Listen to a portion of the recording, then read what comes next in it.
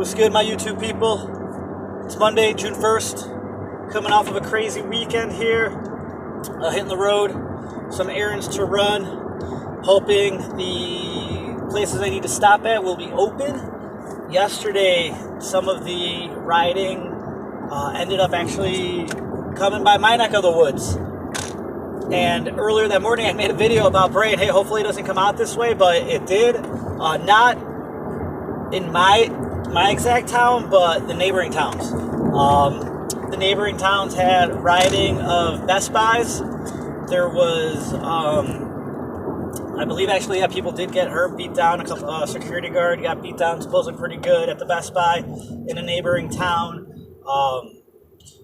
Like I said, where my studio is located is actually in the shopping plaza next to the Best Buy that there was reports of rioting and looting in the town where my studio's at.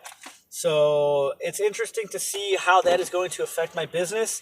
Tomorrow is my reopening. We got a full day book from, I think I'm there from like 10 a.m. till about, I think my last appointment 6:30 at night. So I'm curious to see how that'll affect the local businesses around me. I don't know if anybody is on high alert today. I hadn't turned on the news and the TV in so long. It was almost a little bit surreal kind of to just like watch the early morning news. I had it on for maybe just like 5 minutes. I just kind of wanted to see what they had in store for us, business owners, citizens. And apparently last night which doesn't make any sense to me. I mean, people aren't going to listen. Laws are for, people that follow the rules. If you don't follow the rules, you don't care about laws. But they had issued a curfew, I believe, from 9 p.m. to 6 a.m., which that's not going to stop anybody from looting and burning. So it just kind of was ridiculous. But they were reporting that in the news. They showed scenes of a couple of the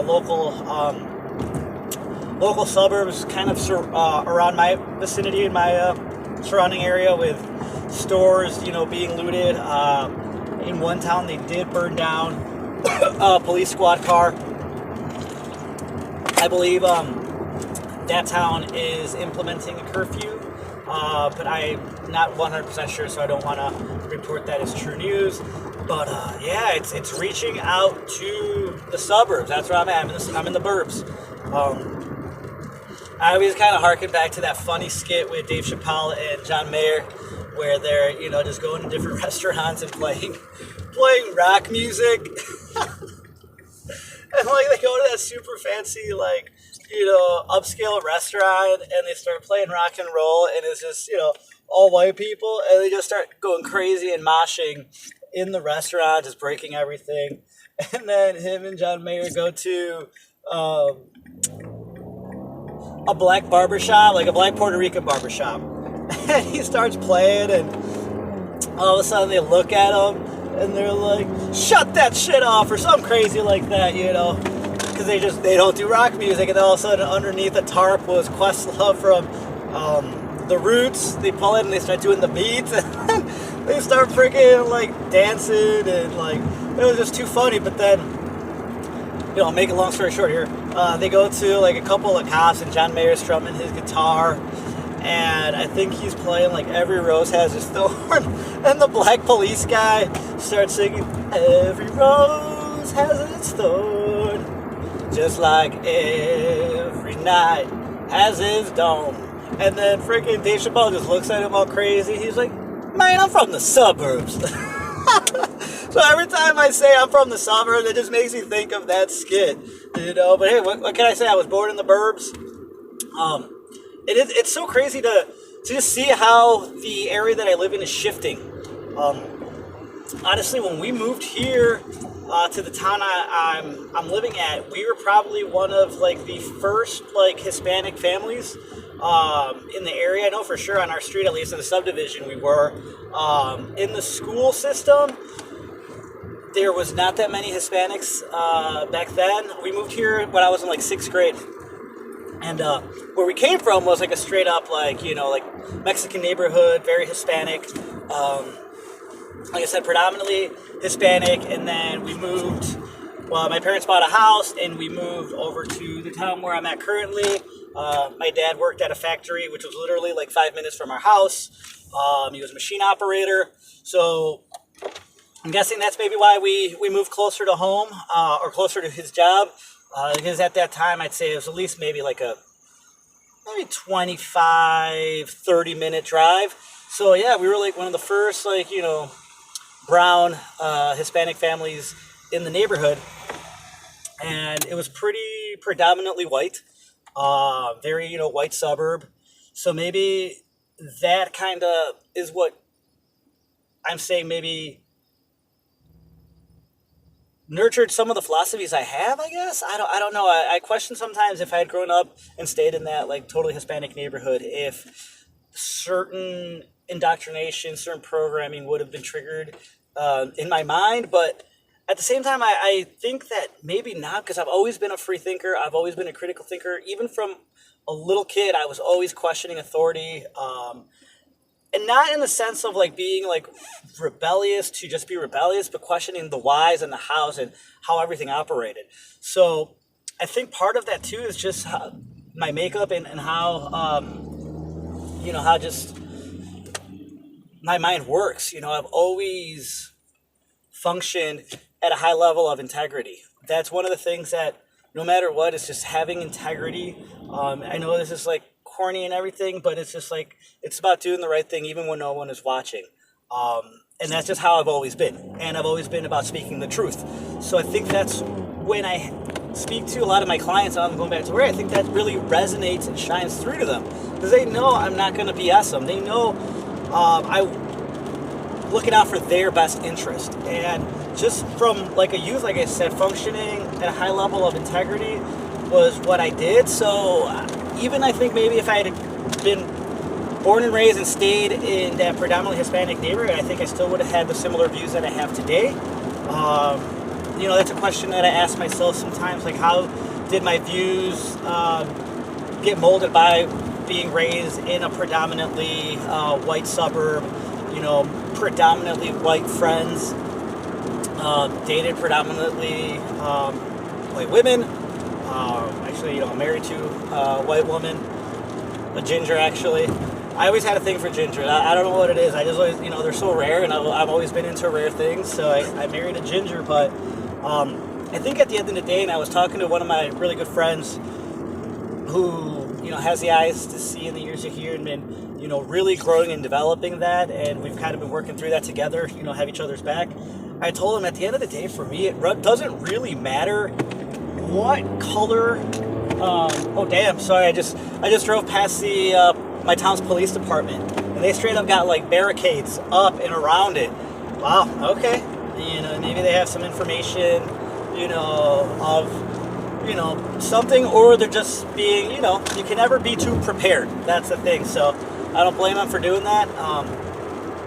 But at the same time, it's kind of like they have to, one, take preparation just in case, and two, though, it kind of sets like a precedent in the town there. It's like we're expecting some type of civil unrest. So that, in a sense, almost, not to me, but to other people, may put them, in a sense of uneasiness. Especially, you drive past your local police station and it has like barricades. Like that is going to instill a little bit of fear, I think, in people, and make them a little bit nervous and cautious. But anyways, I digress. I was talking about, we'll get back to that in a second. But I was talking about, it doesn't matter to me what color you are. Black, brown, white, yellow, red. It doesn't matter, because what matters to me at the end of the day is, are you a believer? Do you believe and have faith in Jesus Christ, Yahushua HaMashiach? Do you have morals? Do you have values? Do you have principles? Do you have integrity? If you have those things, those characteristics, you and I are going to get along great. We're going to be friends. We're going to talk. We're going to, critically think. We're going to share ideas. We are going to, share all those same principles. So we're going to get along just fine. So whether you're black, you're brown, you're Asian, you're white, I am going to be befriend you, and we're going to gravitate to each other because we recognize those attributes in one another. We recognize the integrity, the truth, the fact that we believe in God. We believe in God over the government, and that's where our faith lies. So we're going to be just fine. You can be straight, you can be a Mexican dude, and if our morals, values, and principles and beliefs don't mesh, we may not get along. It's just as simple as that. Same thing, white guy, black guy, it doesn't matter. If those values and principles do not match, we're not going to see eye to eye. And that's how I look at it. For me, this whole race thing, it's not about race at the end of the day. It's not about the color of the skin. It's about your morals, values, and principles. And that's it. That's the bottom line. Because you have people rioting out there in the streets. You have white liberals. You have black inner city kids. You have, white suburban kids. You have brown Hispanic kids. Like, everybody's getting in on it.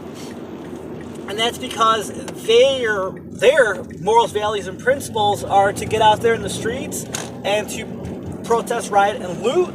And they're chasing after their own fleshly desires, their own lasciviousness, their own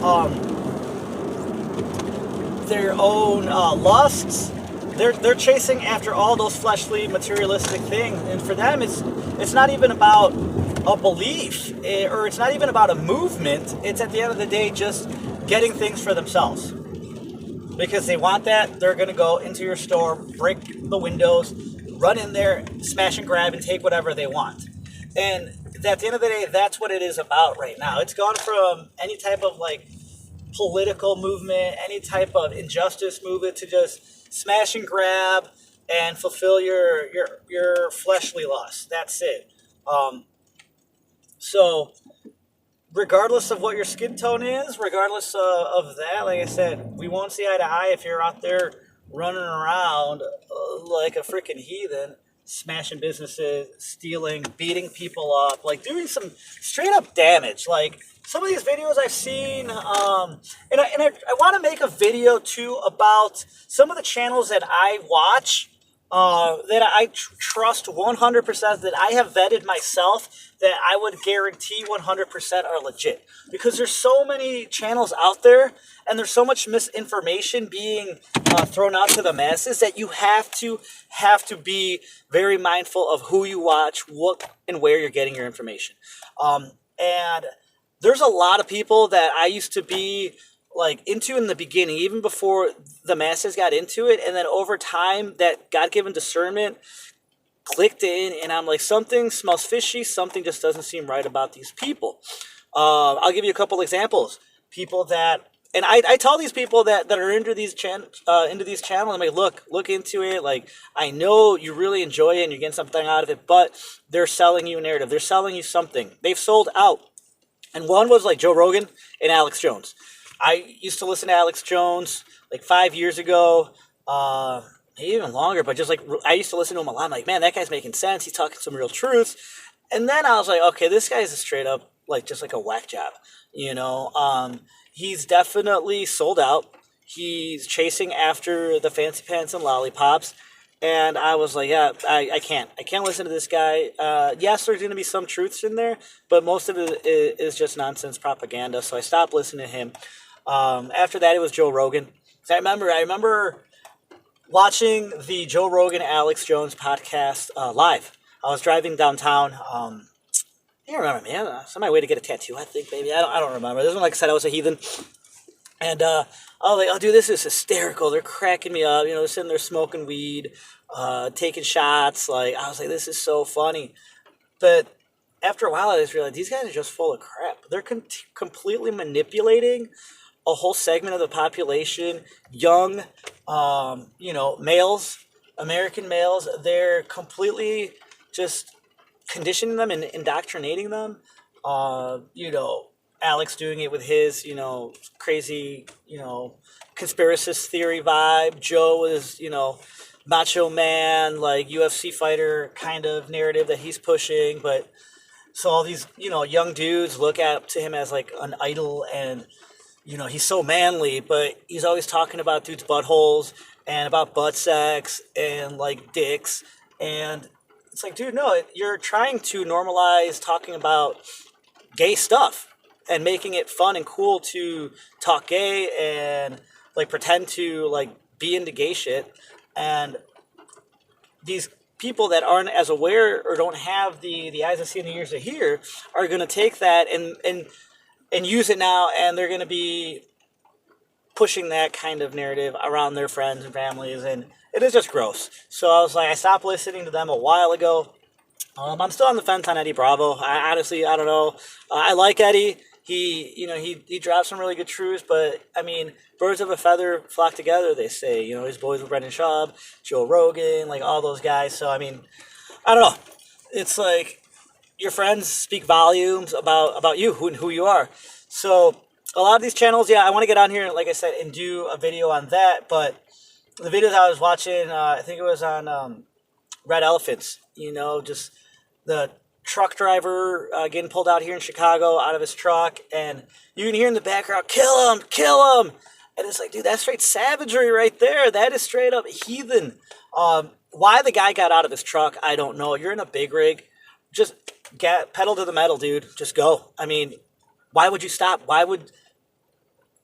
I mean, I guess you don't want to hurt people, but these people are trying to kill you, bro. Like, I don't know. I wouldn't stop. I'd just keep on going. I'm in a tanker. You're going to try to, like, hold on Mad Max style. Go for it. It's probably not going to end well for you. And it's like, I saw the other video. Maybe it was Black Pill truck with, like, a horse trailer runs over somebody. And the people get so pissed. And why would you do that? It's like, what do you think's going to happen? You're standing in front of a truck attacking this vehicle. He's going to go, and you're going to get run over. So when you get run over, realize that that is your own fault. Your fault for being out there in the streets when you shouldn't be. I made that video yesterday. If you don't have any business being at these downtown cities, in these marches, stay home. There's no need for you to be out there putting yourself in harm's way. No need for you to get arrested, beat down, shot, stabbed. None of that. So today we'll see what goes on, what continues. Like I said, I was making a quick pit stop. So many errands to run today since I'm getting the shop ready tomorrow. But I mean, yeah, I'm at like a shopping center right now. Everything seems pretty normal. Like I said, in the next, actually, no, it's right. I'm actually looking at it. I'll have to drive by and see the Best Buy that I heard was supposedly looted. I can see it right now out my back windshield. But the rest of the stores, seem fine. So we'll see. And that's going to affect businesses moving forward. But at the end of the day, it's like, how long is this going to last for? Until like the next phase of what's coming next, the next fake outrage. And it's like, I made a blog yesterday on Make Critical Thinking Great Again, .blogspot.com, and it was called The App Revolution. And I realized just with the onset of technology, it's like the revolution will not be televised. It'll be on your favorite app. Scrolling through your Facebook, scrolling through your Instagram, scrolling through your Twitter, scrolling through whatever it is you use for social media. It's all there on your phone, which is crazy. So, I mean, the dinosaur media, we don't even really need it anymore. But it was just like, how long is this going to be? And the people that I see that I followed on some of my accounts, it's like the fake outrage, the cuckery that I'm seeing disgusts me. Like, instead of getting on there and saying rioting and looting is not right, do not do that, they're over here almost like justifying it. And it makes me sick. I can't say it any other way. It just makes me sick, the cuckery that I see, the fake outrage. But at the end of the day, it's going to continue until either people, look to the Lord, look to do the right thing, and just try to get away from the beast system. If you continue to chase the beast, you're going to get caught up in all this. You're going to get caught up in the swell, and they're going to continue to just throw things at you to get outraged at, to want to go and incite civil unrest, go against your neighbor, go against people of different colors. I mean, basically, if anything, what's coming next is a race war. It truly is a race war. And I think that's what the powers that be want. So be mindful. Do not fall for the trap. Do not fall for the trap. We are all brothers in Christ. If you're a believer, black, white, red, yellow, we are all of the same family. So keep that in mind, and don't get caught up in the propaganda, indoctrination of the race war that they're trying to start in this country. So I'm gonna leave you with that because I gotta run inside. I gotta get going here. Have a blessed day. Be safe out there. If you have your conceal and carry, stay strapped. And just be ever vigilant. So take care, guys. God bless.